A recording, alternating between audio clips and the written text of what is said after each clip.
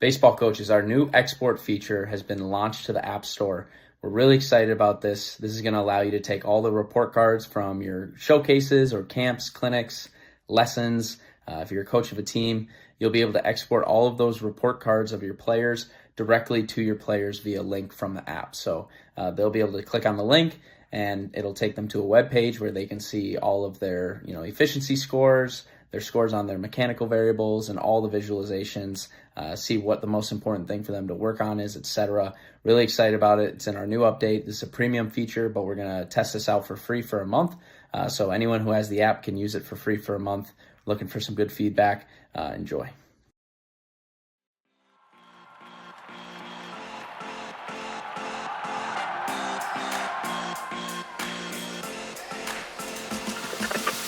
Welcome to the podcast from the Swamp at Baseball Park, Weiersburg, Germany.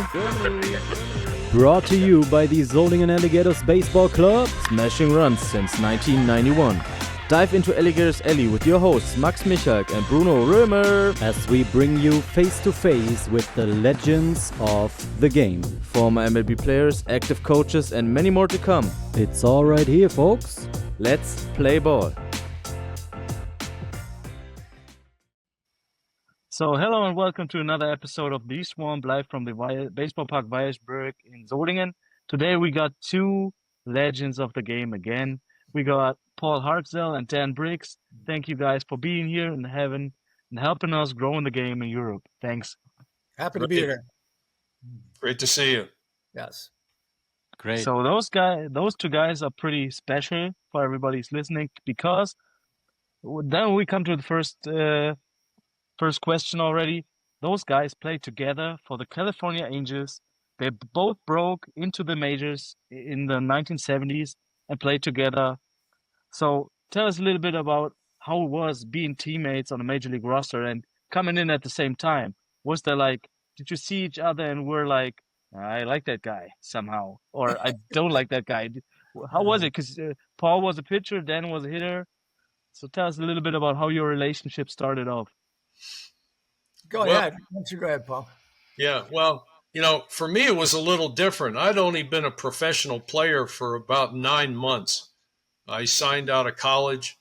I played the summer of 75 in Class A baseball, and I was invited to Major League Spring Training in the spring of 1976, and I made the team. So I didn't know anybody. Nobody knew me either. And that's how the season started. And, one road that we can go down today is if Dan can name all the managers we had for the first 3 years with the Angels, that's not an easy task. I know, Dan, you'd remember who our first manager was. Well, we had, didn't we have Dick Williams? That's right. We had Dick Williams. In fact, I was on the bus when they had a little, come here for a second. Okay. Yeah. I lost you there for a second. The night before they fired Dick Williams, we were on a bus coming back from LAX, and we were all partying after going about 0-12 on the road, and Dick Williams got up and he turned around and looked at us and he goes, for a bunch of losers, you guys sure know how to party.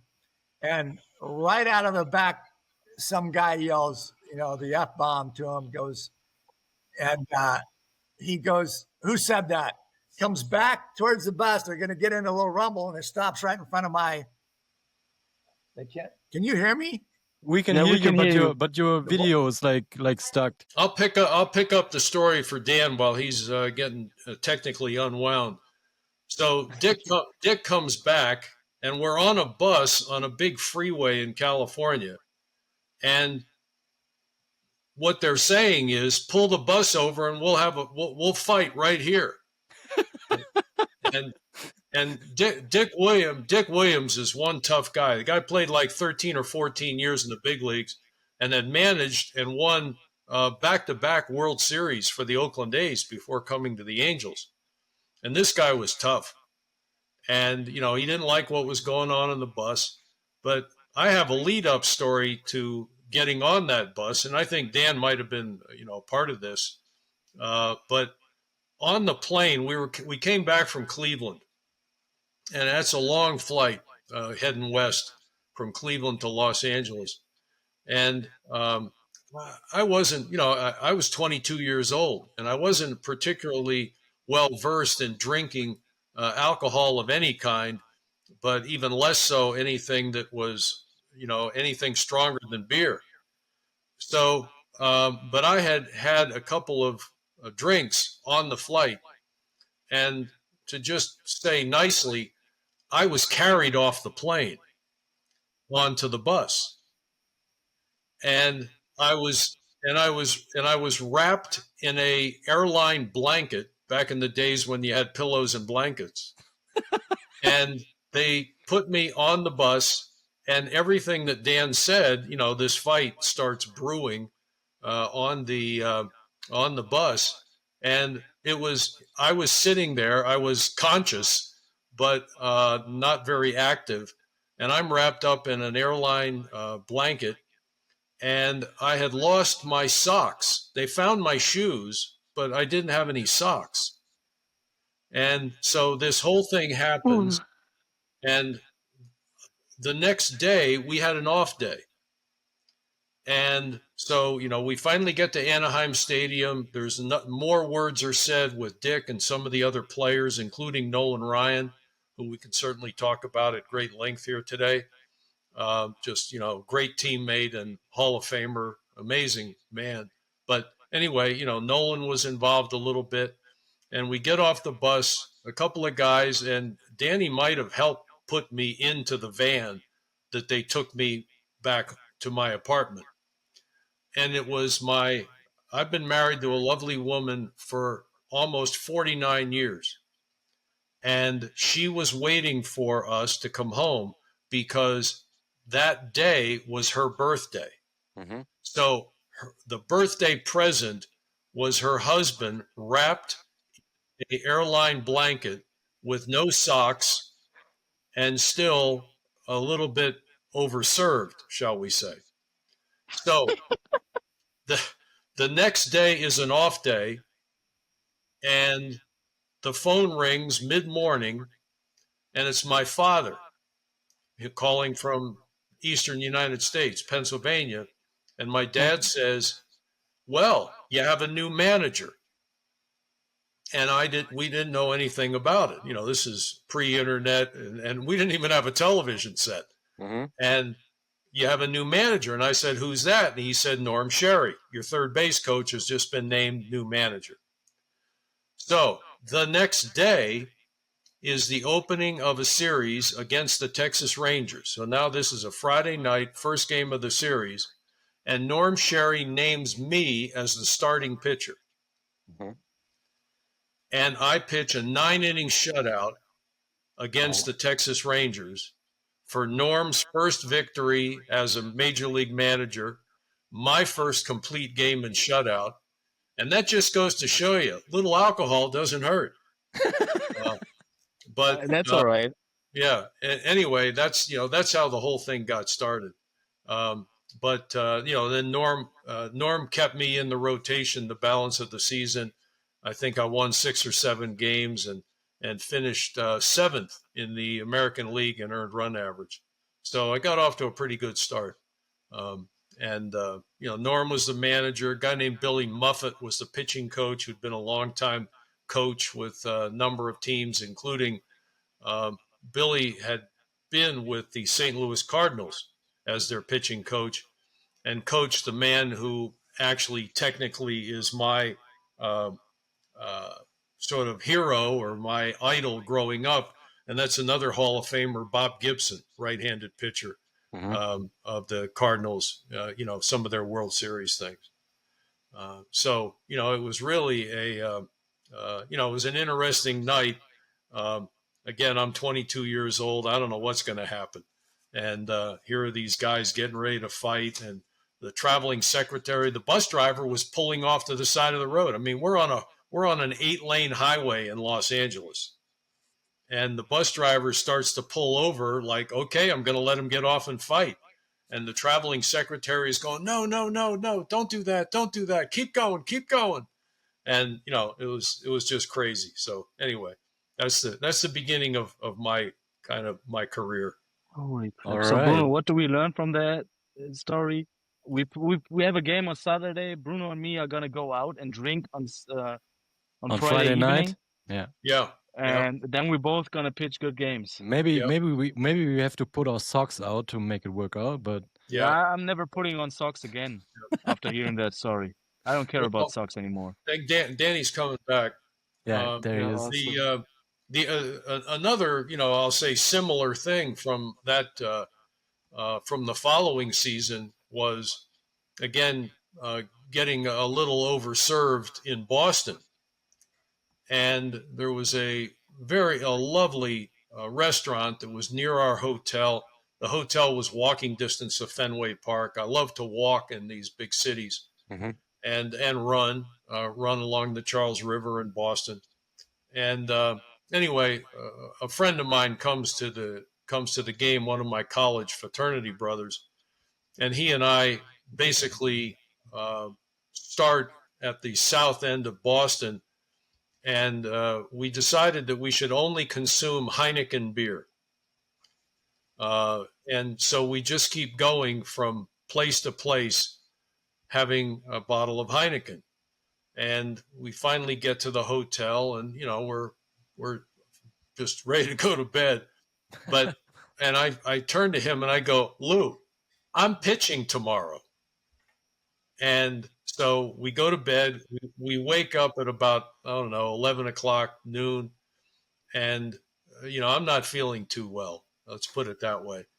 But we go to this restaurant. It was called the Half Shell, and the fellas there, the men who worked there and who ran the restaurant, they knew a lot of ball players came there for meals because they stayed open late at night. So he takes one look at me and says, "You need the special lunch." And the special lunch was a couple of different kinds of seafood and a great big plate of rice. And he goes, "Now eat all the rice. That'll help you out." And to make a long story short, that night I threw a complete game against Boston in Fenway Park. So now I've given you further reason that you should follow this for your game tomorrow. Yeah, of course. So then we got the question. Yeah, go for it. Can you guys hear me or no? We can hear you, but we can't see you. Yeah, I'm not going to. It looks like I'm not going to be able to get the camera back for whatever reason. I've been trying, but anyway, I want. Let me see if I can finish up, Paul. We had Dick Williams, Dave Garcia, Norm Sherry. Who else? Then, well, in order, it was Dick and then Norm, because Norm was our third base coach. Right. And then Norm goes about halfway through the next season and gets replaced by Garcia. That's right. And Garcia goes about halfway through the 78 season and gets replaced by Jim Fregosi. Oh, yeah. I was gone by then. Yeah, that's right. Yeah. So my quick Fregosi story, if I can tell a quick story, is that most of the time, in the big leagues, when the manager changes pitchers, he just hands the new pitcher the ball and then he trots back to the dugout. And we had just played against Jim. He had finished his season actually with Pittsburgh, is where he came from to be our manager. But the season before that, 77, he was playing for the Texas Rangers. So he comes to, he calls me into the game. He's on the mound. He hands me the ball. But instead of trotting back to the dugout, he stands next to the mound. And this is very strange.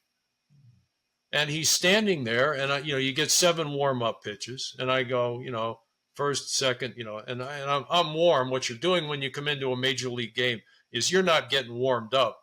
You're getting used to the mound, because every mound in the big leagues, as much as you'd like them to be the same, they're all slightly different. And the reason you take those 7 pitches is to get used to the slope, get used to the background, etc. So anyway, Jim's standing there. And I get to like number 4, and he's still standing there. And I'm saying to myself, well, maybe he knows this guy that I'm going to face, and he knows how he wants me to pitch him. So maybe that's why he's standing there. Mm-hmm.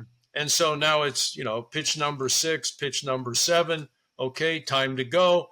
He's still standing there. And I look over and I go, Jim, is there something you want to tell me? And he goes, yeah. If you come into a game again with mustard on your jersey, I'm going to fine you $50. Is that right? Oh, that's funny. Yeah.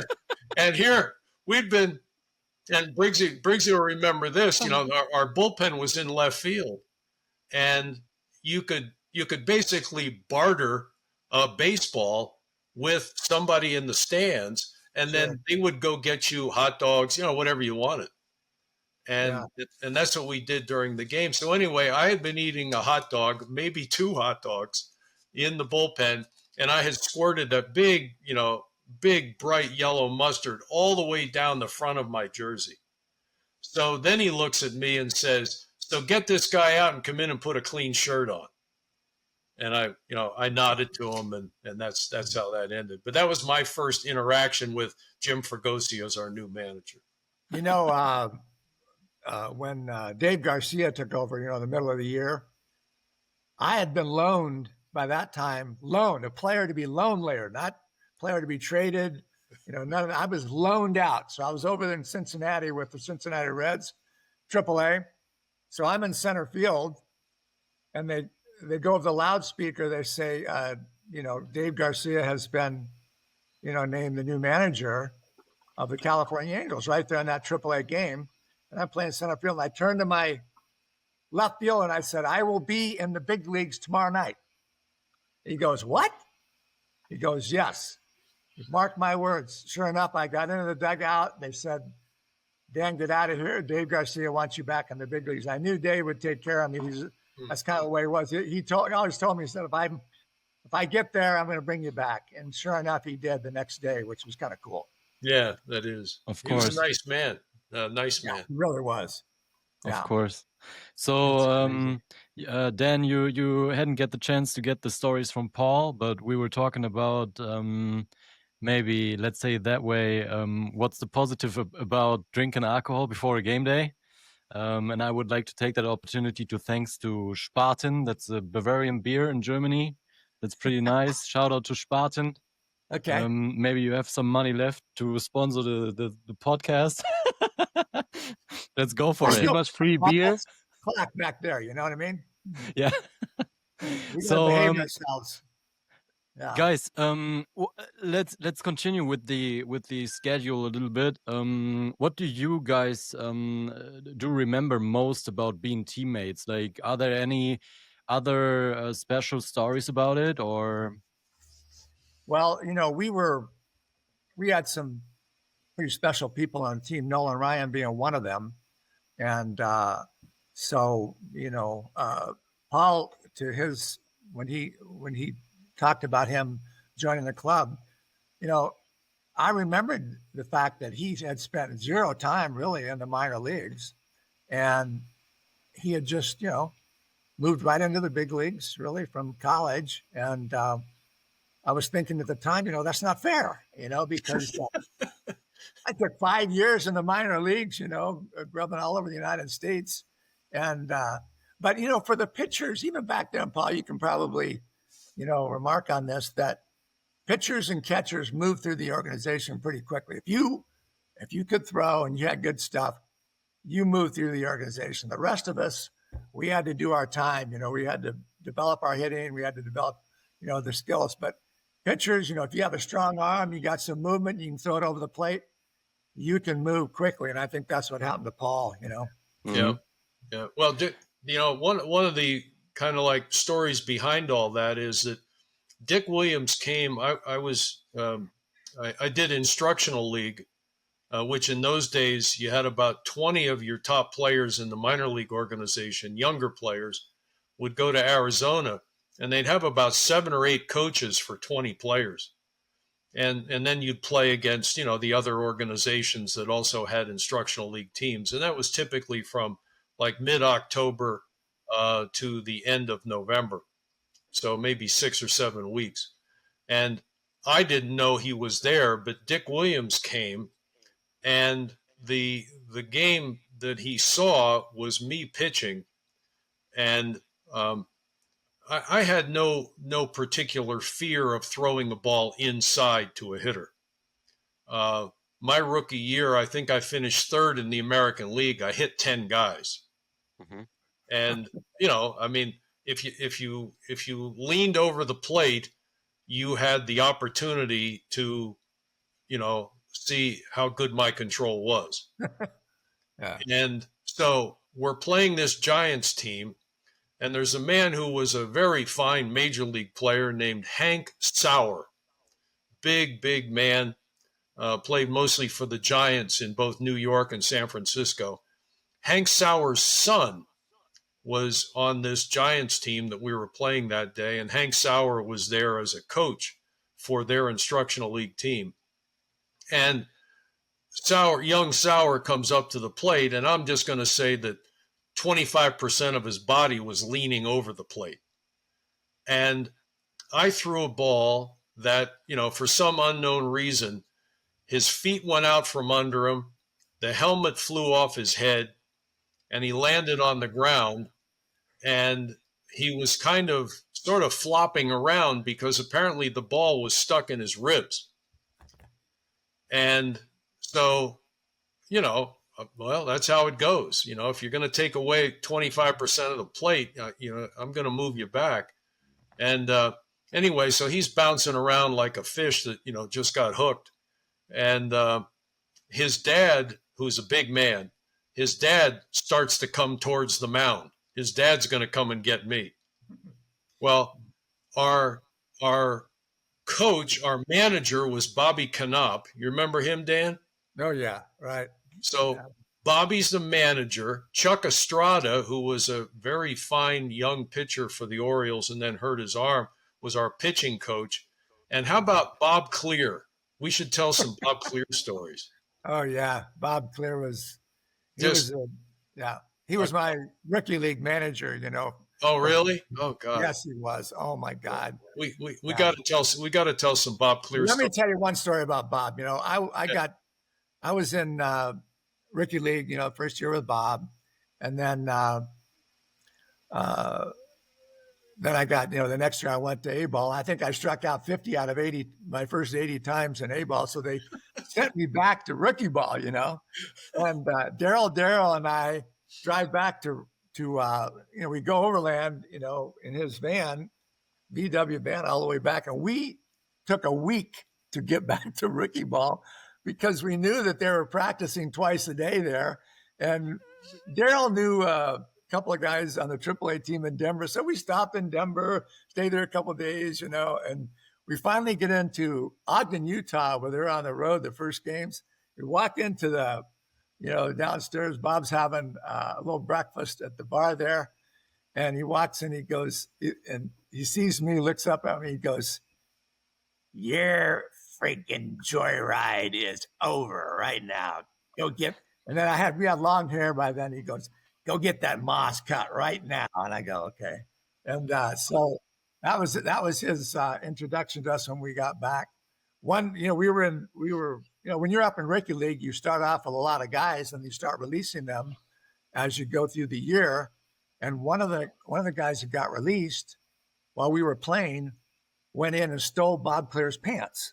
Oh. And so when he found out that his pants were stolen, we all had to get out of the shower and just kind of hang out until somebody found Bob's pants. And we never did find his pants, but we know that the guy just grabbed Bob Clear had sort of a Johnny Cash look to him. He liked to have the black slacks and listen to Boots Randolph on his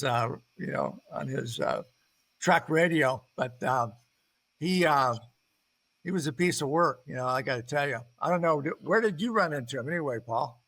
Well, he was brought up, promoted to the major leagues Either in the second half of 77 or for the beginning of 78 as our first base coach. Probably 78, yeah. But he was one of the coaches for instructional league. So when Hank Sauer starts making his move to come out on the mound and defend his son, who's still laying on the ground, I get Bobby Knopp, Chuck Estrada, and Bob Clear. All three of them come out to defend me. And when Hank Sauer saw Bob Clear, now Bob Clear, you can look up Bob Clear, fellas, and you're going to see a guy who played in some of the old D-ball leagues in the United States back in post-World War II. I mean, he was just old school like you can't imagine. And Briggsy does a pretty good imitation of his voice, this that was like the biggest sentence you'd get out of Bob. Right. and he was just so tough. But at the end of the day, you just loved him. You just loved him. Yeah. And he was a good infield instructor too. He was. Yeah, he really. My God, when I first got there, when you play infield in high school, you take 7 ground balls and you're done, and you go play the game. Well, when you go to rookie ball, you take 100 in the morning, you take 100 in the afternoon, and I was getting my bell rung about 5 or 6 times in the morning and 5 or 6 times cup check. By the way, that's what you're getting your bell rung. Right. And I was getting a little bit tired of it. And he says, "God damn it, Briggsy, you can't field that way. Let me show you." And he showed me how to field. And he liked me right away because our first game, some guy threw a ball. I was playing first base, third baseman threw a ball up into the runner, and the runner clipped me. I went up in the air and I landed on my head. I managed to tuck my head, so I landed back on my shoulders, but it looked like I had broken my neck. And Bob Clear comes out, and he wants to know what's going on out there. I said, "What are you guys doing out here?" "I'm fine, And he goes, "God damn it, you're a tough son of a bitch," And was his. So he liked the fact that I would foul balls off my ankles, and I prided myself on not, whining and crying like a little soccer player out there. And he loved that too. He loved the fact that, you step back in the box. That was before we had ankle pads, Paul, you could put on there. Yeah. Yeah. Nobody had pads. Well, a similar story, I'll tell you, my memory of Dan Briggs was he was the smoothest guy at first base I think I ever played with. He was just smooth. Well, thank you for that, Paul. Yeah. And I just remember, because I don't know anybody on this team. And, we're doing, and when Danny talks about, taking 100 ground balls, well, I've run to first base covering a ball hit, in between the mound and first base. You're taught, when the ball goes past you in that direction, your next stop is first base. And I can remember doing that the first couple of times. And Dan's one of the first basemen in that rotation. And I'm just saying to myself, I've never seen a guy that smooth in my life.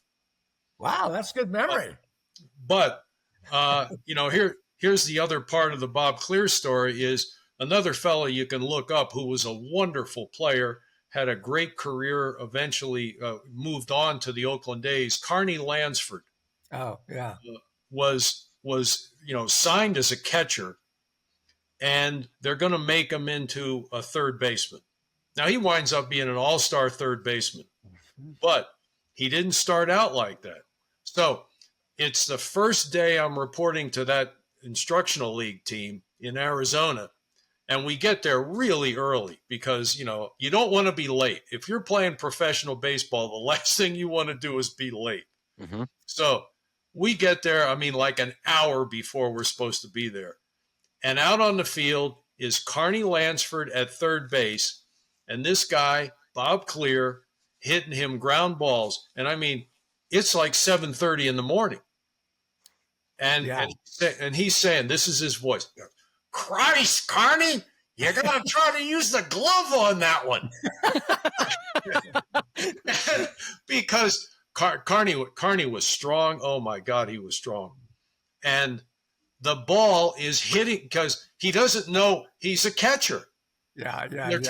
They're trying to teach him how to play third base, and the only thing he knew how to do was block the ball like a catcher.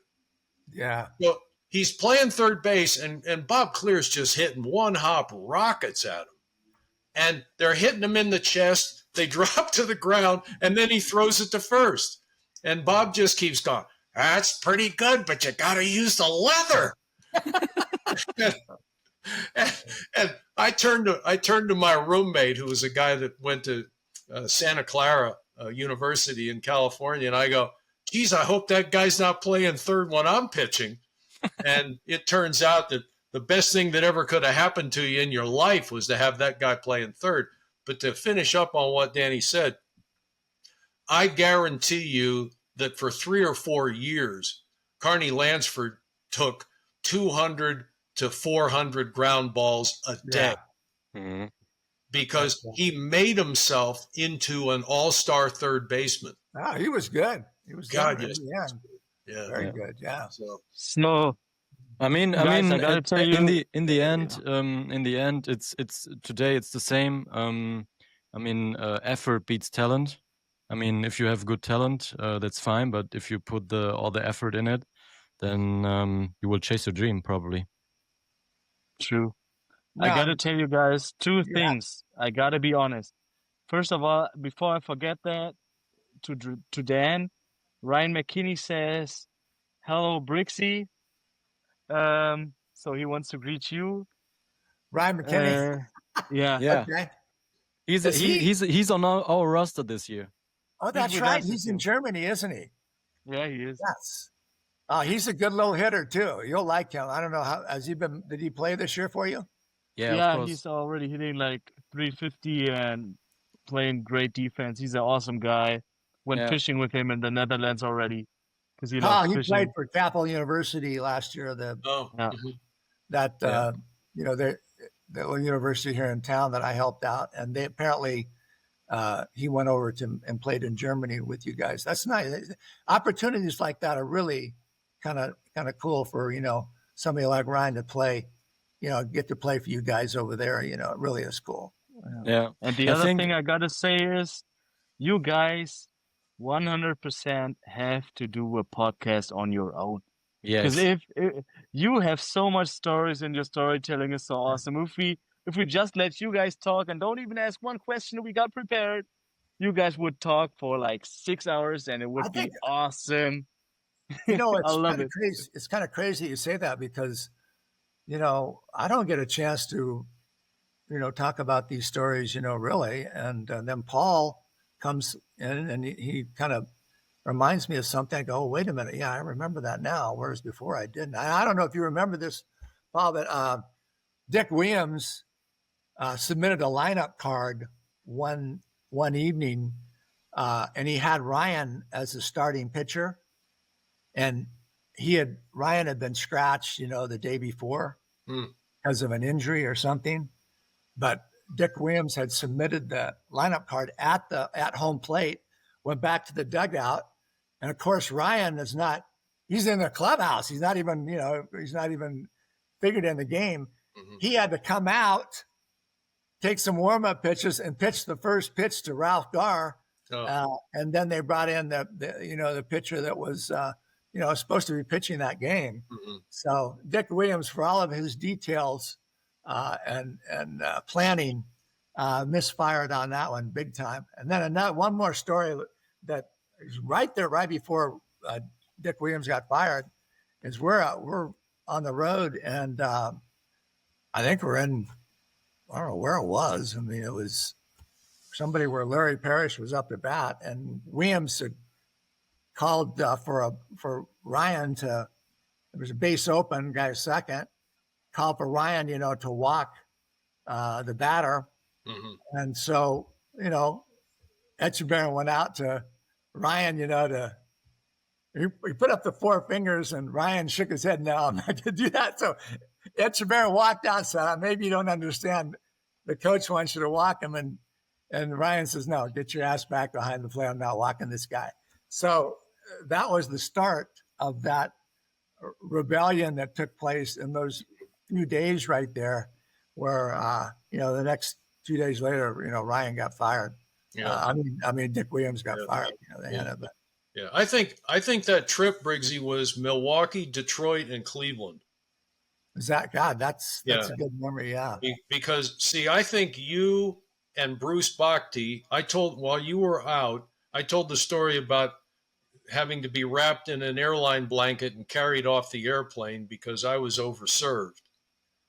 And Okay. I think you and Bruce put me into Bruce's van and took me to my apartment on Ball Road. Really? Okay. Yes. And that's who I think would have been there to help. I was going to tell sort of a similar, sometimes you're told to walk somebody and, as a pitcher, you're saying, well, I don't need to walk this guy. I can get him out. So we're playing and, it's a game of statistics. And here's one for you. George Brett's lifetime batting average against me is .591. Okay. With like 28 at-bats.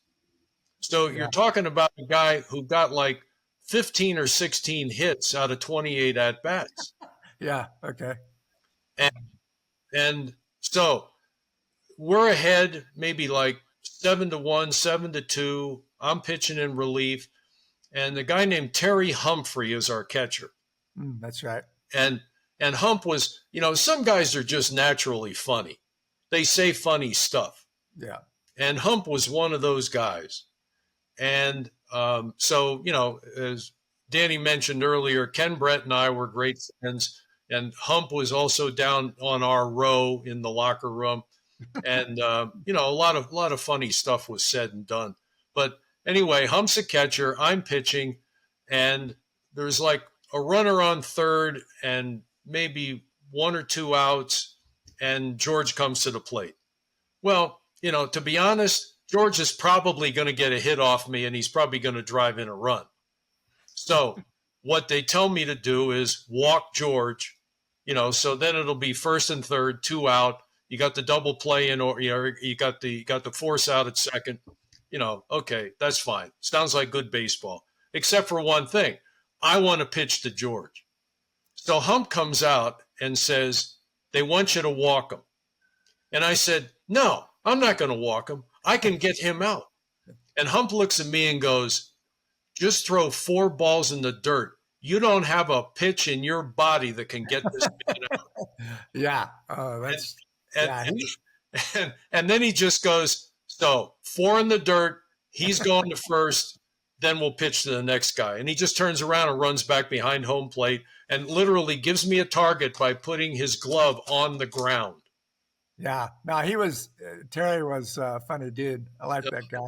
Yeah. So I walk George and the next guy hits a ground ball, to the shortstop and they flip it to second and we're out of the inning. So, By the way, that's to finish that story. Ryan struck the guy out on 3 pitches when Etcherbren went back behind the plate. Yeah. Okay. Yeah. And, I remember that because, we're all sitting there saying Nolan is defying Dick Williams. He's gonna pitch to this guy. But if here's a couple of numbers, and I could be off by 5 or 10 wins here, but between Nolan Ryan and Frank Tanana, left-handed pitcher, Frankie won almost 250 games in the big leagues. I think it's like 240, and Nolan won 320. So you got 2 guys on this Angels team that Danny and I played on. They won 560 major league games. Yeah. These guys were unbelievable. So, as a pitcher, I don't know how you feel about that as being an infielder or an outfielder like Dan was. But as a pitcher, I just said to myself, well, I've got to work at least as hard as these 2 guys. Yeah, Ryan was a hard worker too. Remember, after he would pitch, he'd go get in that Cybex, like a half hour. And, yeah, he really worked hard. When you play, I played center field a couple of times. With Ryan pitching, and when Ryan pitches and you're playing center field, you don't get any balls hit to you, right? Because they're swinging. Left-handers are swinging late, and the right-handers are swinging late. So you basically get to sit out there and watch the game, you know. But get the sun chair out and get a cocktail and chill in the center field. Exactly. Get some hot dogs from the fans. Have a jersey full of mustard like Paul did. Yeah. That's right. That's right. Yeah. It all and the you know, to be on a team with someone like that, and you know, I mean, honestly, he was just different than all the rest of us. That's just what you say. You know, his body was different, his capacity for work was different, and you know, he pitched until he was 46 years old. Yeah. And you know, more seasons than anyone in the history of the game. I mean, everything about him is just amazing. And besides all that, he was one of the nicest people you could ever possibly imagine. He really was. You know, I didn't mean to interrupt you, Paul, but I was playing first base in one of the very first games where I was on the field with Ryan, and I'm holding a runner on, and Ryan is in the set position. And if you know Ryan, he doesn't do anything half-heartedly. I mean, his pickoffs to first were at the same speed as his throws to home. And Paul, he threw a pickoff to me that almost ended my career, because I swear to God, it looked like it rose from the mound to me, and I thought it was going to hit in the dirt, you know, in front of me. And I just caught it, the top of my glove. Another inch or two higher would have shattered my wrist, and I would have been done. My career would have been over. But it was one of those moments you go, holy crap, this guy is in a different league with the rest of us. You know what I mean? Yeah. Well, one of the you know, a couple of interesting plays that, you know, I'll say were passed down from players of old. One of them was, if you had a guy who liked to steal, and I know, you know, Nolan considered this. I don't know if he ever did it, but he certainly spoke of it because he was taught this in the Mets organization. If you have a guy that's taken a big lead and he likes to dive back to first, well, with the help of your good first baseman, and you know, Danny's a left-handed, you know, thrower, so he's got the glove on his right hand. And what you do is you let the guy dive in, but just at the last minute, and, you know, I'm just saying if Dan was playing first base and they had worked this out, just at the last minute, when Dan knows that the ball is going to hit the runner in the ribs as he's stretched out, diving in back into first, the first baseman just lifts their glove and the ball hits the guy in the ribs. and I will guarantee you he is not going to steal second. Yeah, true that. You know, I've gone out onto the field with Ryan pitching, knowing that he is going. There's a guy that's coming up in that inning that Ryan is going to throw at. Right. For whatever reason, you know, the other team did the X, Y, or Z, and Ryan had no problem, and he did not throttle down, baby. Nope. And I was scared to death. Guys, you know, I wanted to just tell the guys, hey, get the hell out of the way. This guy is coming for you, you know. And sure enough, I mean, back then, man, when they wanted to level the playing field and they thought something was going on, and the other team needed to be taught a lesson, they threw at you, and they didn't. It was right at your head. And Ryan, you throw a 100-mile-an-hour fastball right at your helmet, and luckily, you know, nothing ever happened. But that was a scary moment for me, knowing that I'm sitting out there knowing I know what's going to happen, and the poor guy doesn't even know. You know, terrible. Awesome. Well, interesting, guys. I was the messenger boy on one of those things what Dan's describing. And that was a fellow that I'd played with in Puerto Rico. And, you know, we'll see if we can drag Danny into telling some winter ball stories. But I played with a guy named Julio Cruz, who eventually had a very nice career with Seattle Mariners, and then went on to the Chicago White Sox and continued a very nice career. And Julio was a great guy. But what Dan's talking about is really how baseball was played then. And one of them was, if you had a lead of more than, I'll say, 6 or 7 runs, something like that, don't bunt. Don't think you're going to, no, do not bunt. Don't bunt. So Julio he went to Seattle in the expansion draft. So it's like 77. And Julio, and Julio was not in those days, didn't have much power, but he could run. He could really run. So Julio bunts against Nolan when we're up like 8-1 or something like that. And it's the 8th. That's a no-no. And it's a big no-no. And so, the game's over. We're in the clubhouse afterwards.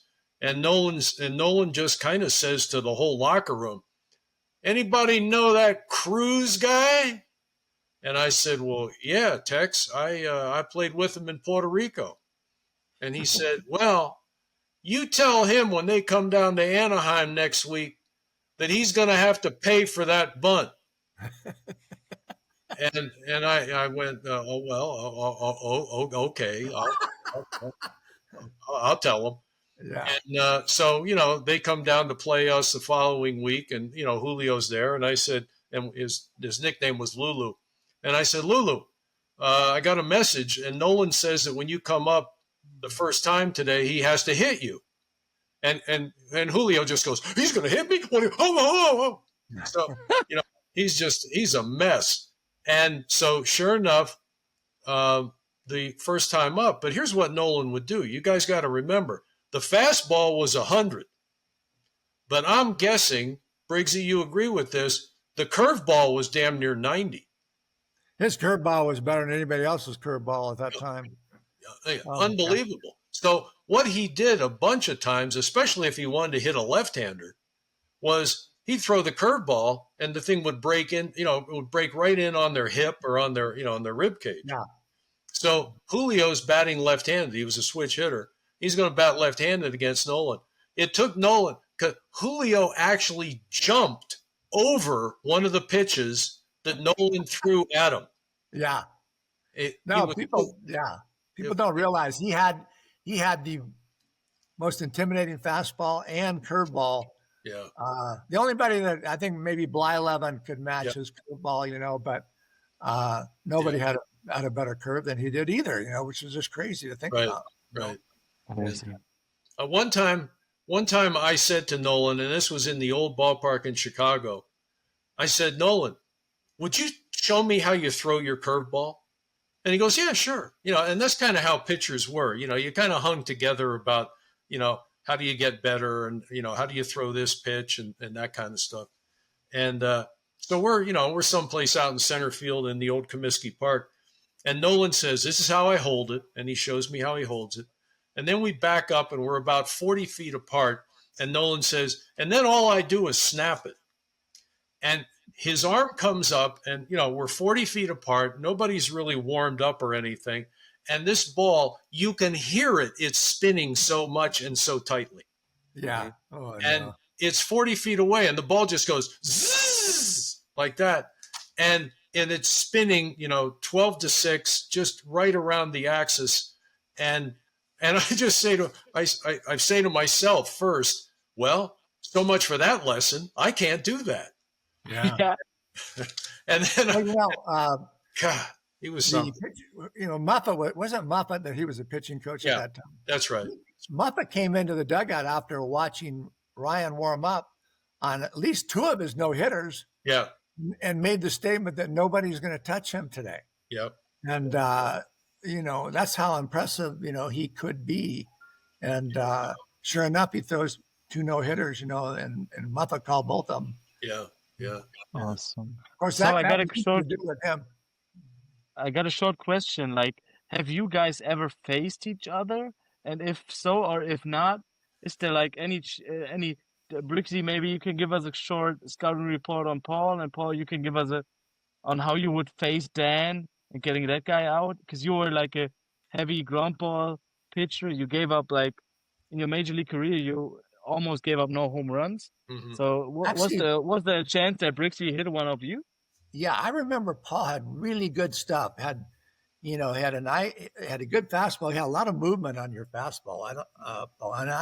I would defer to you because I'm not sure what kind of breaking ball you used, whether it was a slider, but it seemed like everything you threw was hard. And I think that's true, especially early in my career. I was a 2-pitch pitcher in the big leagues, a slider and a fastball. Right. And the fastball would, if we're talking about Danny as a left-handed hitter, the fastball is going to come down and in, towards his hands. And the fastball is a sinking fastball. And I had a lot of sink on the fastball. That's right. Yeah. And, and here's something that I thought maybe we talk a little bit about. And that is, Dan was well over a 300 hitter a lot of years that he played in professional baseball. But when he got to the big leagues, he didn't hit as well as he hit all those other years. Mm-hmm. And what I learned is that good scouting, that almost everybody, for the exception of George Brett in my case, everybody in the big league level, they've got some holes. And if you can throw it in the holes, first of all, the scouting reports are going to tell you where those holes are. Mm-hmm. But what I would have done is I never would have tried to strike Dan out. But what I would have done is I would have pounded low and away and sort of got him to hit ground balls to somebody. And I was a chaser. That was my problem. I think if I had to do over again, I would probably, instead of hitting 195, I might hit 220, make an adjustment, you know what I mean? But, but you and I never faced each other. I'm pretty sure of that. Yeah. And here's the thing that I've learned about pitchers. Pitchers will remember every dang hit you ever got off of them, and they'll remember the pitch and the count, and so I know Paul, and I didn't face him, and I had a partner in my business, and I faced him a couple of times, and sure enough, he knew exactly the hits I got, where they were, remembered everything. Pitchers have steel traps when it comes to that sort of thing. That's great. So Paul, I was pretty impressed by your stats. I think you're still in the top 10 of not getting home runs in 9 innings, right? Right, correct. So your idea behind your pitching philosophy was like pitch low and away to produce ground balls, or was there any other philosophy behind it? Well, what I was trying to do is what today is referred to as pitching to contact. One person that we have to make sure we talk about, Dan, is Jimmy Reese. Oh, yes. Who was Babe Ruth's roommate, who was one of our coaches. Mm-hmm. But Jimmy had a number of responsibilities, including conditioning for us pitchers, as well as charting our pitches during the games. And I have a chart here in my office that is from Jimmy. It's a 9-inning game, Bruno, that I threw 76 pitches in a major league 9-inning game. In 9 innings? 9 innings, 76 pitches. Wow. I also have the third fastest game in modern baseball history at 1 hour and 37 minutes for 9 innings. And so what I was taught and then reinforced by no less than Don Drysdale, who Danny will remember was one of our announcers along with Dick Enberg. Yeah, that's right. Is what Drysdale said to me, as a rookie. He said, "Hey, kid, it's really hard to hit a 400-foot ground ball." So I lived at the knees. Mm-hmm. And I remember the hitter, the situation, and everything. The first time that Terry Humphrey signaled to me that he wanted me to throw a ball high in the strike zone. Because I was scared to death to do it. Yeah. All right. I had never thrown high in the zone. But, my method of pitching was keep the ball down. And if you think of those two pitches, I'm a right-hander. I've got a ball that sinks and runs in towards the right-hander's under his fist, basically is where I'm trying to throw it. And I've got a slider that's down and away to the right-hander. So there's quite a disparity in my stats between right-handed hitters and left-handed hitters, because there weren't too many right-handed hitters that could hurt me. Because I could pitch in and the ball was going to run in.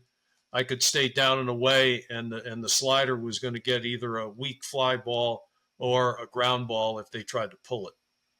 So you really didn't have to. You didn't really have to throw upstairs. Now they work up a lot, because they're throwing overhand, and it's pretty effective when you're throwing, overhand to move, to pitch high in that strike zone. Particularly, I think the umpires are pretty generous with the high strike right now. I mean, you almost have to protect yourself as a hitter and swing at it, But yeah, that's right. No, yeah, you didn't need to do that.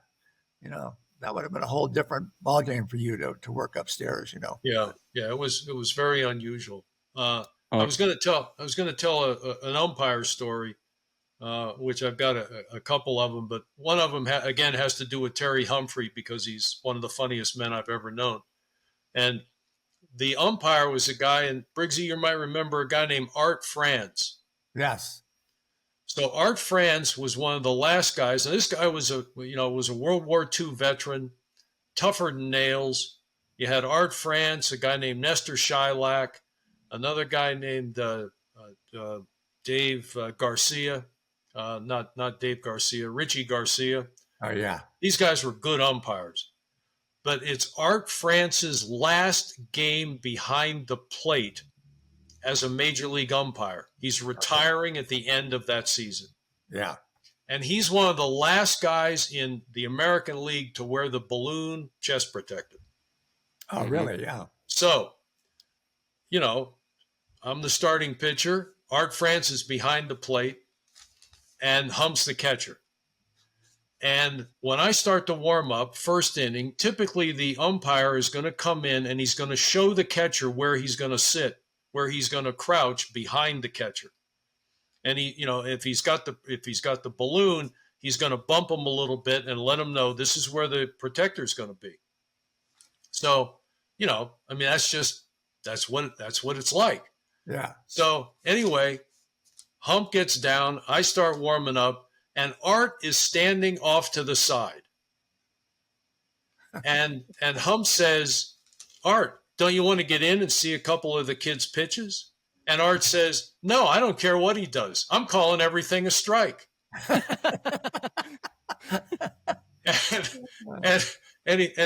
Hump kind of looks at him like, well, what is this, a joke? And this was not a man who said funny things. And he looks at him, he goes, Terry, this is my last game as an umpire. You think I want to get hurt? Forget it. So now the game starts, and Art Franz is literally 5 feet behind the catcher. Really?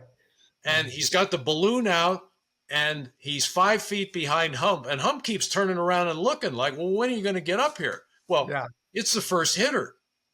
And if you think of it, fellas, if you're that far back to a guy who's consistently throwing low in the strike zone, you can tell if it's inside or outside, but everything looks like a strike because you can't tell up and down. Mm-hmm. So that night, I threw a major league game, 72 pitches.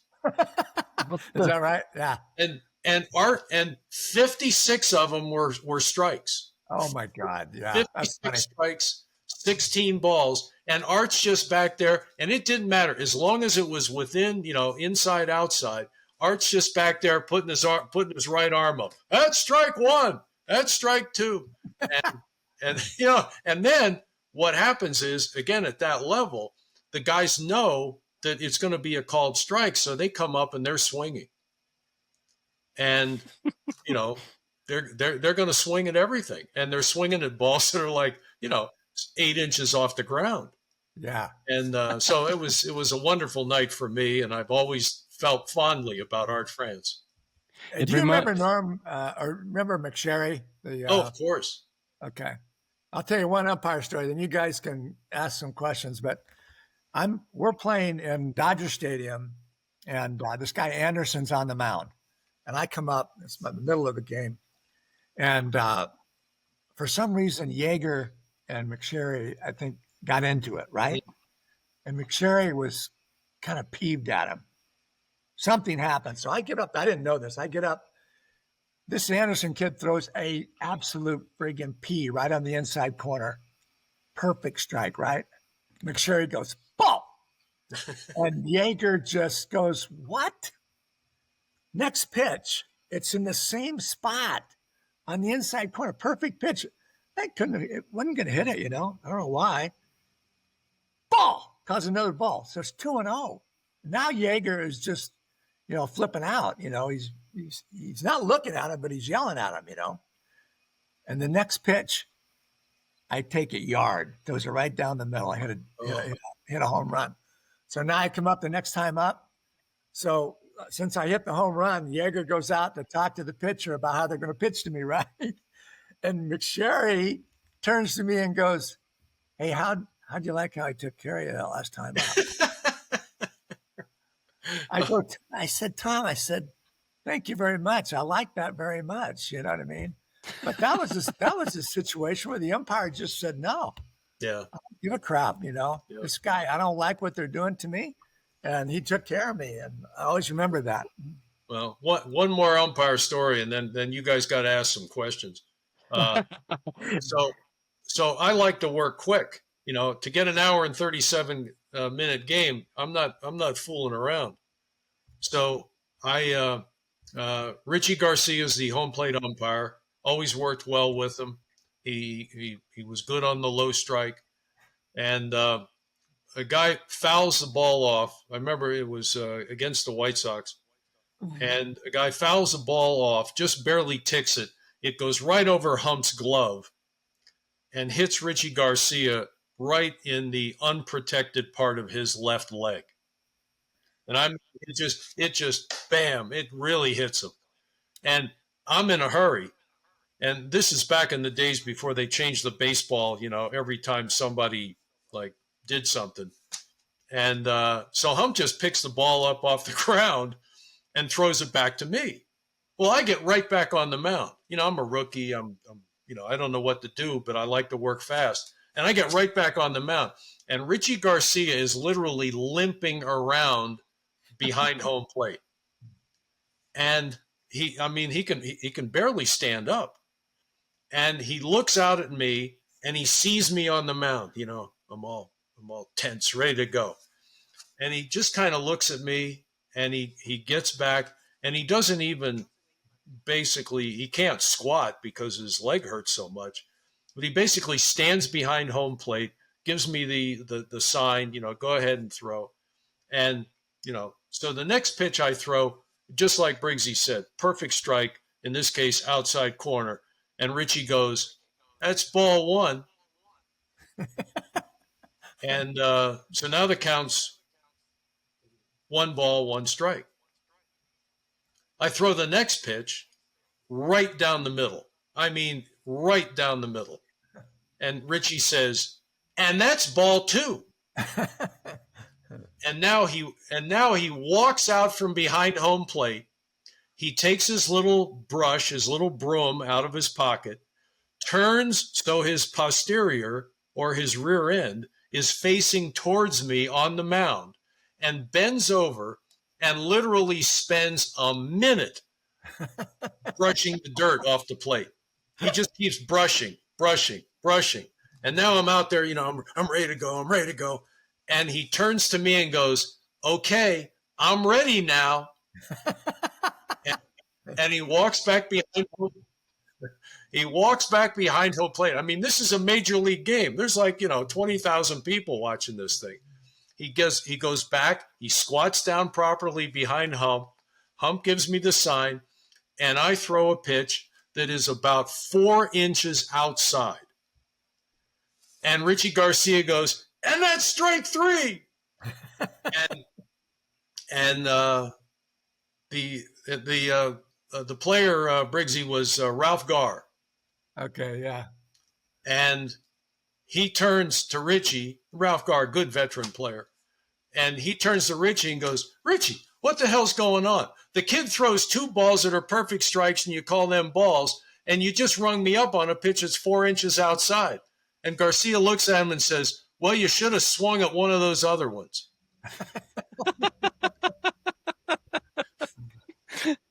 I freaking love this. There you So, go. guys, just to let you know, we're recording now for over an hour. Umpires are only human. They'll turn on you in a heartbeat, you know. Yeah. We're recording for an hour, and we got to question number 2 that we prepared, but I don't want to interrupt you guys because this is something that the people in Germany or in Europe, whoever listens to it, just we'll try to stay out. Go ahead and ask your questions, and we'll see what you got. We'll try to give you quick answers. No, I just love the way you talked about those stories and about players like Nolan Ryan, who everybody in Europe just knows from his freaking PlayStation or something because nobody lived in that time. And you said stories about the guy and about all the other guys you said. Every name should be researched by anybody listening. And I don't want to sell you guys short or cut your time, but we should at least maybe do a second episode of just you guys telling stuff, or you should get your own podcast because I love it. Yeah. It's just the way this dynamic works is just so funny, and I just see Bruno and me. I just drink the second beer already, maybe. Because I'm just listening to you guys talk. What is this? I don't even know how long we're supposed to hang. Do you know, Paul? Normally, I'm easily okay for another 30 minutes if you guys want to do stuff. Yeah. I mean, that's easy. Yeah. Honestly, throw some questions. Bruno, you want to do the questions, or just let those guys talk and we do the rapid fire round? No. I think there could be some input important input for the European audience, like maybe. Let's ask it that way. I need to look up the script a little bit right now. I could just listen to you guys for like hours. I'm sorry. Maybe we start off with that.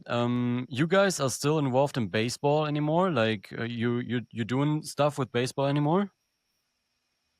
I think Paul certainly is with his, some things that you're doing, Paul. You might want to tell him about. Yeah, well, I'll say I restarted my connection to baseball when I came to London and was living there starting in 2005. And I reconnected with a number of alumni players, some who had been teammates, others I played against. And we put on a clinic in London for over 500 Little League players in the London area. And we did that for a bunch of years. And that's what really reconnected me. I left baseball and went off and did a bunch of business stuff. And I was there in London. That's when I opened the office in Frankfurt and, found out that there was baseball in London. And so, got reconnected with that.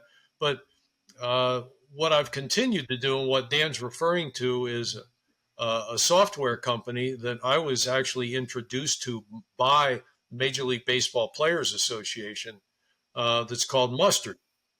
And Mustard is someone that Dan and I both played against, who is now and has been for many years a doctor, PhD in kinesiology named Tom House. And Tom House was a left-handed pitcher. And Tom has, my world has been software for almost 25 years. And Tom House allows me to say the following, and that is artificial intelligence. It's hard to go a day, or it's impossible to go a day, that someone doesn't say something to you about artificial intelligence. What I say to people is simply, artificial intelligence is great, but you better start with some intelligence. And what Tom House had was 40,000 videos of major league pitchers. And that was combined using artificial intelligence and computer vision into Mustard to create a scorecard that has 10 different variables that you can capture the pitching motion with an iPhone, and you can then, input the video 5 seconds from the front view, 5 seconds from the arm side view, and you'll have a 10-item scorecard within, about 2 minutes. Wow. And so we've been doing that all over the world. And, Mustard is the name of the company. There's now Mustard for Golf with Justin Rose, a really fine British player, as our spokesperson for golf. But Nolan Ryan is involved with the company. Walker Buehler is involved with the company. Clayton Kershaw is one of the spokespeople for Mustard. Really, some great modern current players. Mm-hmm. But now that database that started with Tom's 40,000 videos now has over 500,000 videos. And this is the basis of any artificial intelligence platform. In this case, it uses computer vision. That's the ability to capture the motion of a human being and then convert it, or actually have it play against this 500,000 pitch database to then give you the criteria. So that's what I do with baseball. I've always said there's nothing worse in appearance than an old man wearing a baseball uniform. So I tend to stay in street clothes and I hang out. But Danny's still coaching college kids, so I think that's a lot more interesting. But I'll let him talk about that. Yeah, no, that's interesting that you have gotten into that, Paul. I think that's kind of exciting and fun. It's probably going to be a really lucrative software, as you go forward there. I can imagine, when you get into the hitting part of it too, which I know you guys are doing, it's going to be, the more information you have, the better. But on my end, I got out of baseball and then, stayed in it and ended up, having a baseball school, ran a baseball school for 30 years. The major thing that we did that's different than most is we created these private leagues to compete with rec leagues in the community. Mm-hmm. And the private leagues basically filled the gap between rec players and elite travel players. And we found out that that's where most of all the players will fall. You got your elite players are going to go to travel teams. You got your rec players that'll be swatting butterflies in right field. But then, you have your middle area of kids that want to play, and they want to play in a little better competitive environment. And that's what we created. We called it travel ball without the travel. I actually trademarked that phrase. And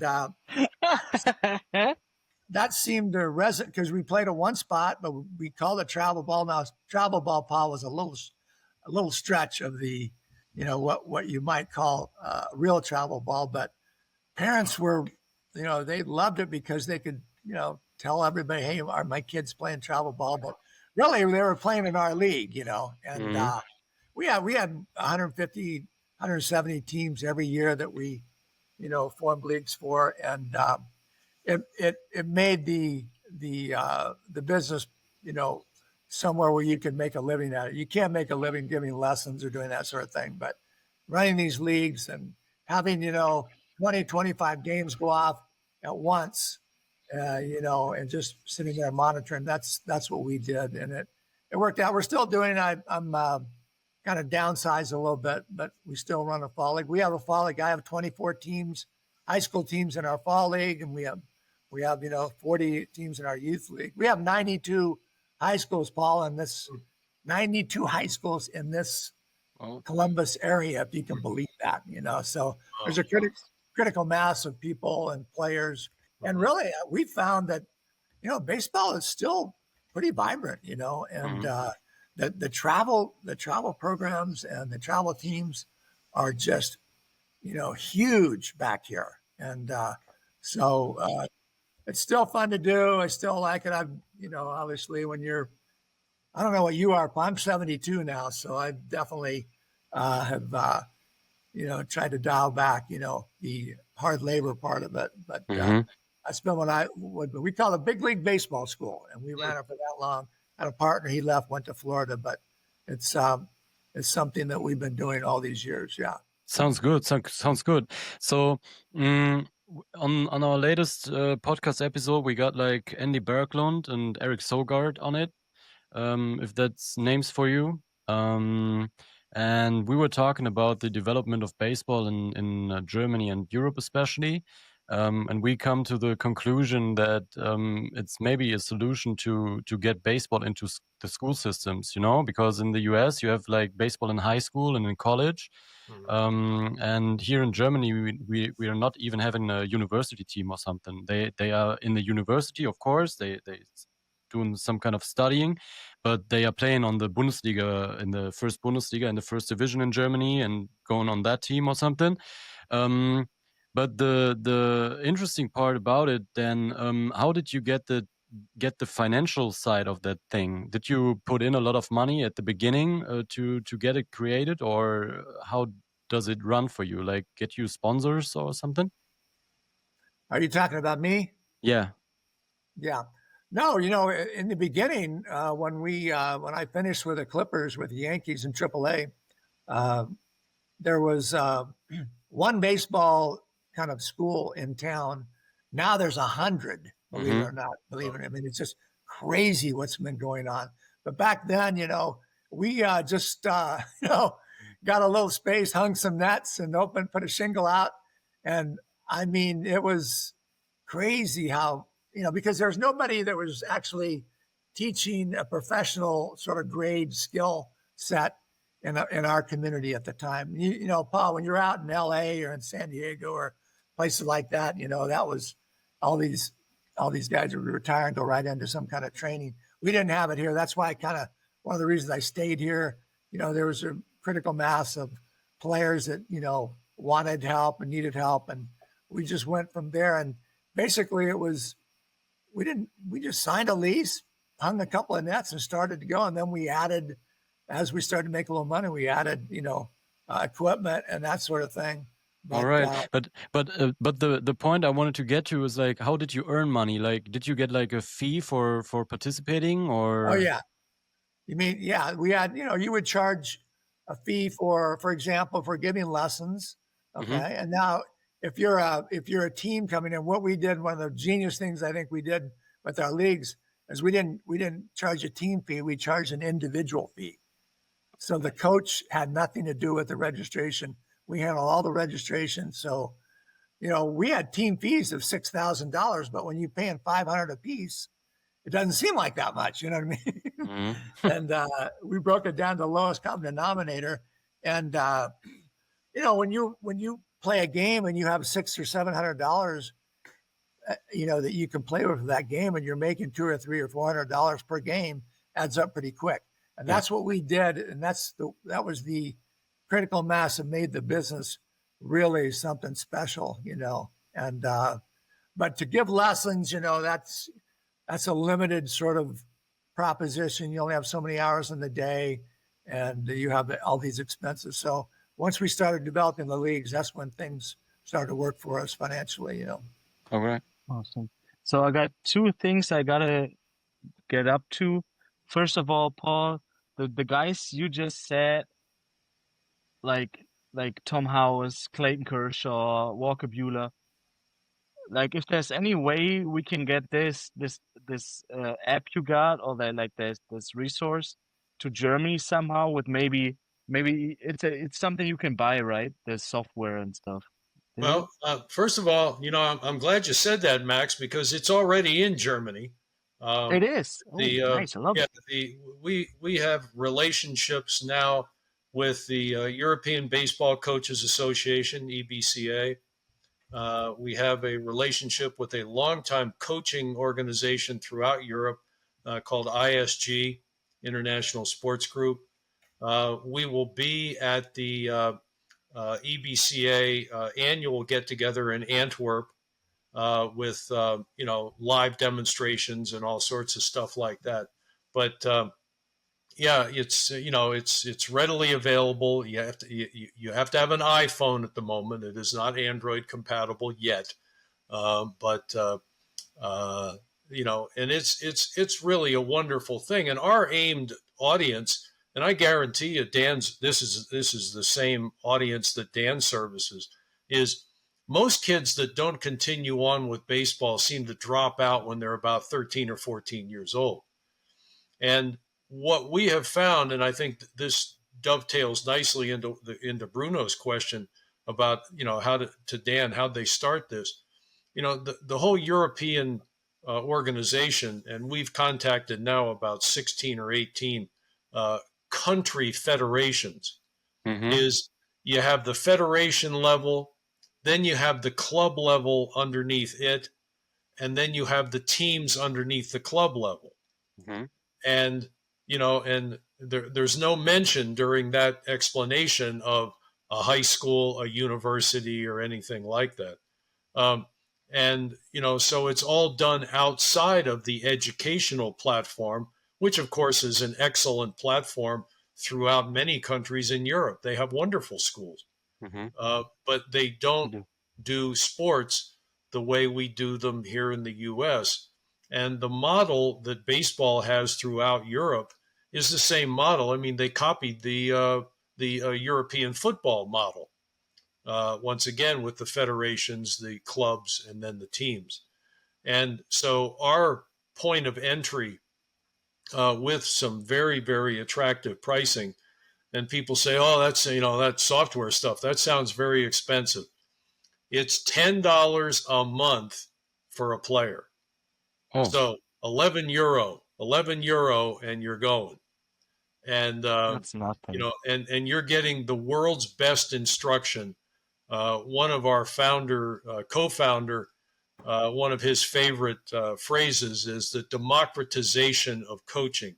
In other words, we're bringing world-class coaching, and this is what we found. And this will be an interesting thing for Dan to comment on, and that is there seems to be throughout Europe, and this was my experience when I was in London as well, people are much more interested in hitting than they were pitching. And I don't know if people just think hitting's more fun or pitching is more, specialized, whatever the case may be. But a lot of kids start to either go to other sports or they just stop playing the sport sometime around 13 or 14 years old. And that's our target. You see the same thing with hitters, Dan? You see kids drop out around that age group? Yeah, one of the reasons they drop out, Paul, is they realize that their skill set has gotten them just to that age, and then they're not able to go past that because, it becomes more competitive. Now they got to go and make a team. It's not the dad's team that they're on.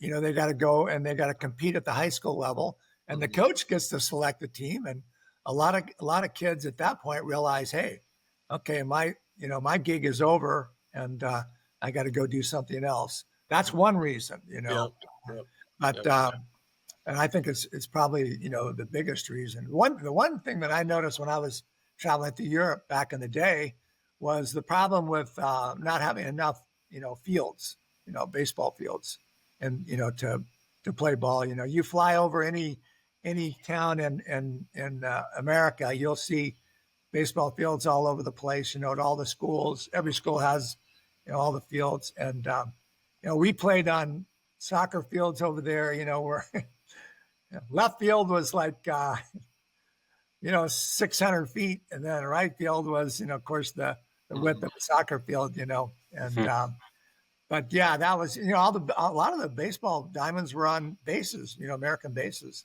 back then. Right. So, but you got to, it's a premium, land is a premium in Europe. And that was That was a big problem, at that time. I noticed. I have, and if I can throw this in, because I'm wondering if the teams that you guys participate with, I have a friend who is the player manager for a team in Zug, and they get together a whole bunch of Americans and play in the Pfingsten Ball tournament. Yeah, that one in Austria. In Austria, that's right. Yeah, and so they get together every year, a team that's comprised of Americans who are living and working in Switzerland, and they call it the presidents, the ex-presidents, and that's the name of the team. And they've done very well in playing in Pfingsten Ball. But anyway, that has led me into an introduction to all kinds of people that are, coaching at the national level, and and the introduction of Mustard to them. But I say there's a hump there. And, I'll just tell this quick story, because Dan's got to have one that's kind of similar from his side of the field.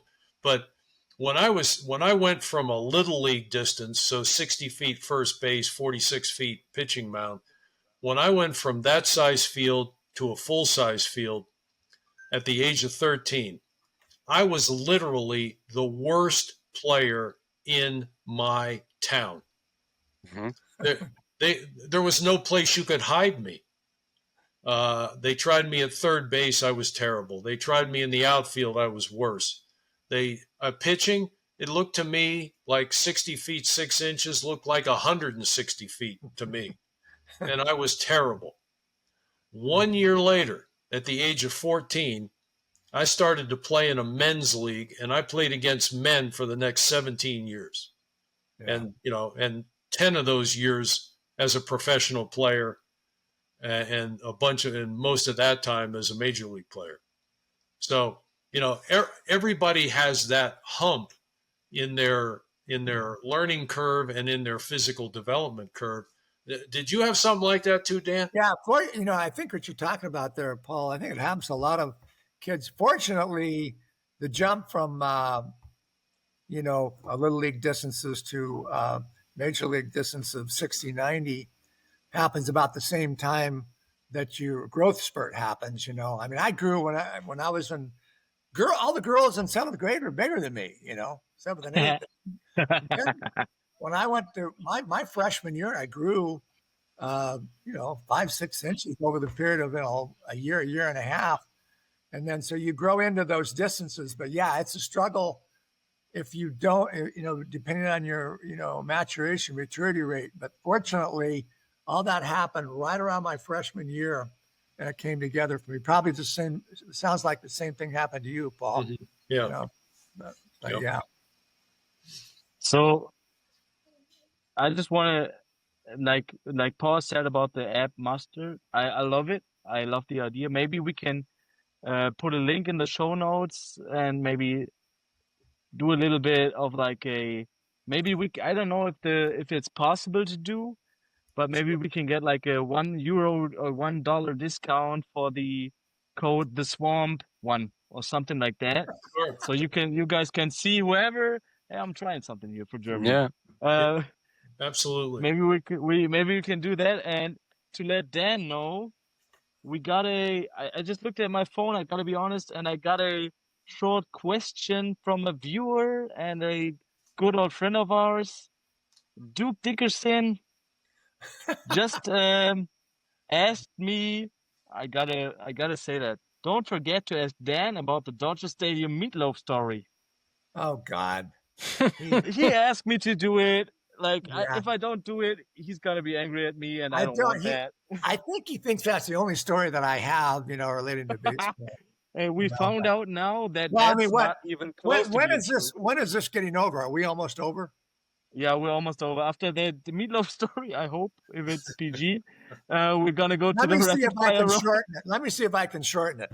Dodger, when you're in the big leagues, one of the best things about it back then, I don't know if they do it now, Paul, but the clubbies were responsible for putting on a nice spread after the game, so you could eat dinner after the game. You didn't have to go out, And the clubbies, they competed around the league to put in good spreads, and the better the spread, the better the tips.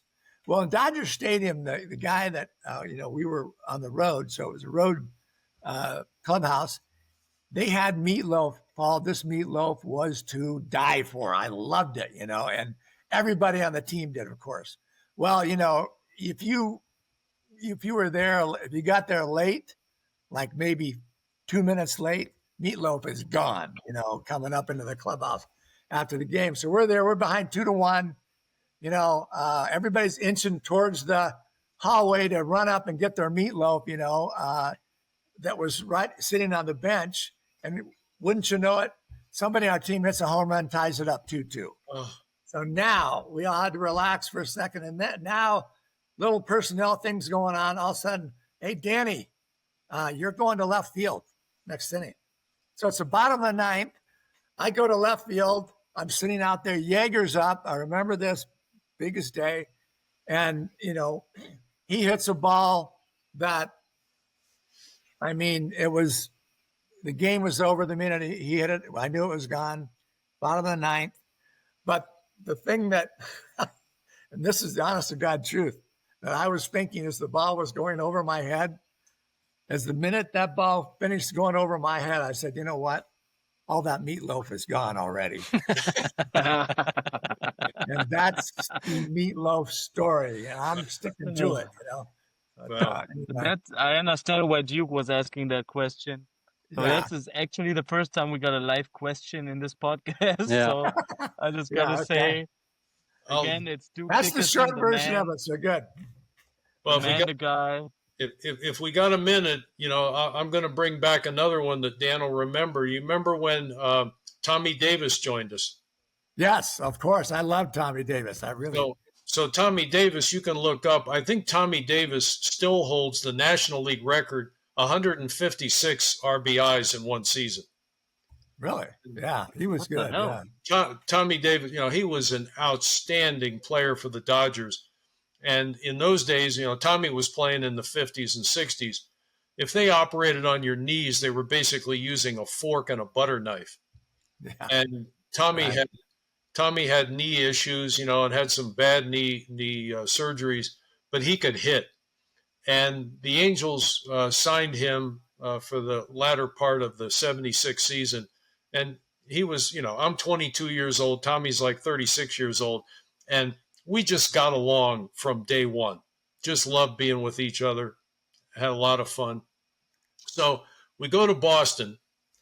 And, Briggsy might have been out on the field for this one. But Tommy sticks his head around the corner and says, "Hey, kid, you hungry?" And I said, yeah. And he goes, "I got Chinese food coming into Fenway Park. It'll be here in the 5th inning." and he said, "I'll come and get you." So 5th inning, and I'm a starter at that point. I'm not going to pitch. And 5th inning, he sticks his head back around the corner. And Fenway's an old ballpark, and narrow hallways and a narrow hallway from the clubhouse down to the field. But they had this room where all the shoes would go to get dried out and shoe shined overnight. That's what what Dan was talking about with the clubbies. All your stuff's going to get perfectly done and back in your locker by the next day. So there's a room where they have all that, and it's got these, kind of like shelves where they put the shoes as they're cleaning up the shoes. Well, I come around the corner and Tommy goes, "I got the food in here. It's in here." and I go in and he's got a full Chinese spread. He's got the broccoli beef. He's got the mugu gai pan. He's got everything. He's got fried rice. He's got egg rolls, the whole deal. And, I'm just going, I think I died and went to heaven. Look at all this Chinese food. So, I load up a big plate, eat the food. I'm just happier than happy. And I go down, sit on the bench. Well, now it gets to be the top of the 9th. And Tommy Davis was signed. He couldn't run anymore. He was signed as a pinch hitter. And I want to tell you something. You could wake Tommy Davis up at 3 o'clock in the morning and he could hit a line drive off of any pitcher in baseball. That's right. That's how good he was. That's crazy. So we got to get a runner in scoring position. Dick Williams, the manager, yells down. It could have been Norm Sherry, but says, TD, as everybody called him, get a bat, you're up. So Tommy comes out, and he's been in there for like 3 innings eating Chinese food. And he gets his bat, gets out on the field, and some left-hander was pitching. It wasn't Bill Lee, but it was somebody else kind of like Bill Lee. And Tommy hits a line drive in the right center field gap in Fenway Park. And that's where the old garage door was, out in right center, past the bullpens. This ball rolls all the way out there. Well, we just, Tommy has, with that hit, Tommy has driven in the tying run. But Tommy, he's a competitor and he's a major league player. And he knows darn well that in his prime, he'd have been standing on second base. So we all jump up when he gets the base hit to drive in the tying run. And then we watch him run down to first. We watch him round first, and he starts to second. So the team in its entirety has stood up going, yay! And all of a sudden, when he rounds first and starts running to second, we all go, no! and now he's running towards second. He slides into second, barely safe, and he gets up. He pops up, and we're all cheering, and everything. And he turns around and he looks at his left pocket. And we're standing there, we're all watching him. He's standing on second base, and there's this stain that's growing in his in his left pants pocket.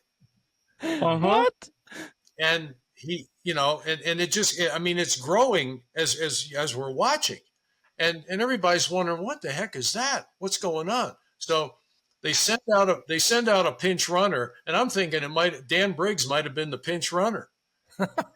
And anyway, so Tommy comes in and he's still looking at his pants. And by this time, they're like soaked with whatever is making this kind of reddish brown color in his left pants pocket. And as he gets close to the dugout, he had this big infectious grin. And everybody's like, is Tommy okay? We just didn't know what happened. And he just looks in the dugout and goes, it's soy sauce. No freaking way. Oh, and I have never laughed that hard in my life. And here he had about 5 or 6 packets of soy sauce that he forgot were in his pants. And when he slid into second, all those soy sauce packets burst into his pants. Yeah. So that's Tommy. Yeah. Awesome. He used to watch. Yeah, he would watch TV for most of the game in the clubhouse. Yep. And then whenever it got close to pinch hit time, would come out to the dugout. Yep, that's exactly right. Awesome.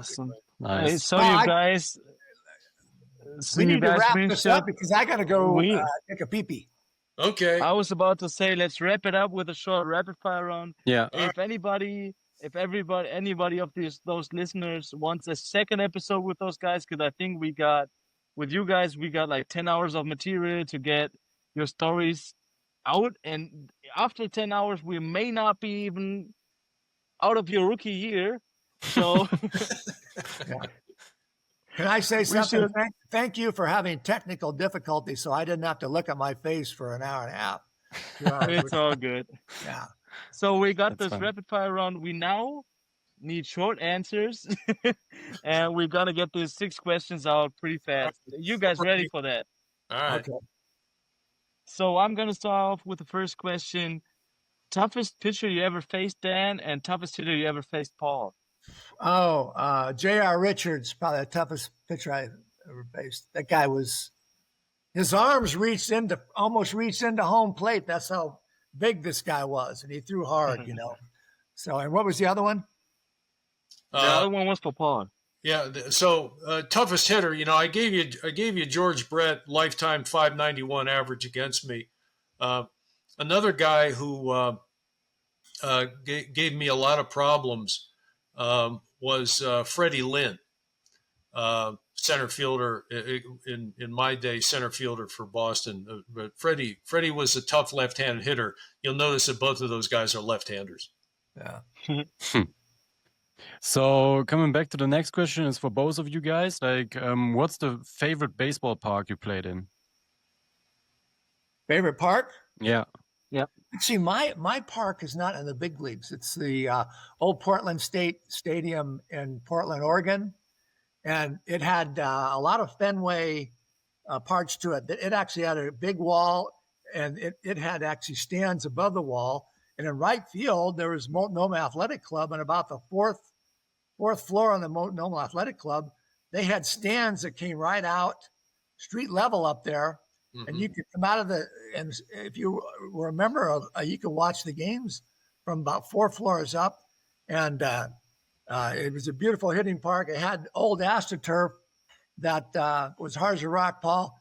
It was one of the best hitting parks in the country at the time. And I think you can actually see the park on Netflix. It's called The Battered Bastards of Baseball. It was a story about that old, I think Bing Russell, tried to capture one of the minor league. He did a kind of a team, team that he entered into the A-ball league that was full of all kind of old players, and mm-hmm. It was played right there in Portland. So you can actually see the stadium. But I love that stadium, And I like Fenway, of course, and whatnot. But that was a fun park for me. And I played in that park, and that was a really nice. It was a AAA park when Danny and I were playing. Right. And that was a good park. I also have two. One of them was, Anaheim Stadium was a very nice place to play. In the 70s and 80s, Anaheim was one of the best surfaces that in baseball, because it was one of the newer ballparks. A lot of the mm-hmm. old ballparks had not yet been replaced. The other place that I had a lot of success in was in Oakland, mm-hmm. and that's because Charlie Finley, the owner, was so cheap that he only mowed the grass once every homestand. Mm-hmm. So it's in the east. It's in the East Bay, across the bridge from San Francisco. It gets a lot of moisture, and the grass was just as thick as you could imagine. And again, I'm a ground ball pitcher, and a guy's trying to hit, a ground ball through some of the heaviest grass you've ever seen. And, you couldn't get a ball through that infield if you shot it out of a cannon. And so I enjoyed pitching there. And also at night, the Bay Area, you get some fog, you get some, higher humidity. And it was really hard to hit a ball out of that park at night, too. So, I like the two California fields. I did not like any type of artificial turf.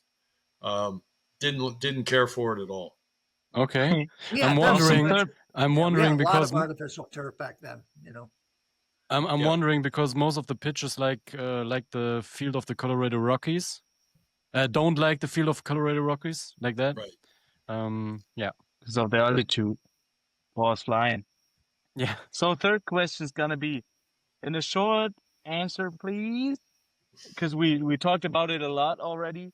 Who's the teammate on the Angels who made the biggest impression on you?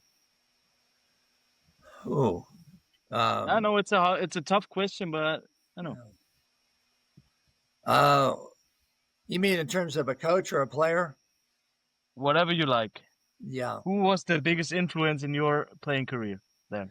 I like Dave Garcia personally, and I had a lot of interaction with him, and he was one of my favorite all times. And his favorite expression was, if you're late, there's only two reasons why you're late. One of them is you're dead, and the other is if you're in the hospital and you're gonna die. Those are the two reasons that you're late. And he was my favorite. Yeah. My answer is going to be somebody that